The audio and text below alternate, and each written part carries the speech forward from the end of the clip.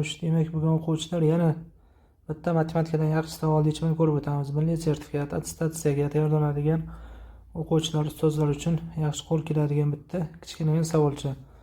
Demak, x va y natural son debdi. Mana x bilan y tegishli bizda natural son, ya'ni sanoqda ishlatiladigan son. Shu deyapti 1,24 davrda necha 3 ga teng. Demak, bu 1,243 deb yaxlit yozamiz. Ayiramiz doim qavs bilan virgul orasidagini 24 ni. Qavs ichidan nechta son bo'lsa shuncha 9, qavs bilan virgul orasidagicha 0. Bu 1,243 dan 24 ta ayirsa 219 qolyapti. Taqsim 900 teng 1,3 ga qisqarib ketsa 73 taqsim 300.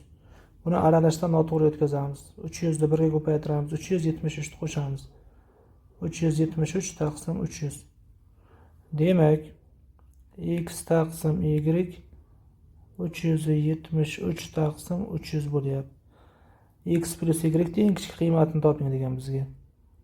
X plus y da minimal qiymat. Minimal bo'lish uchun x 373 ga y 300 ga teng bo'lsin.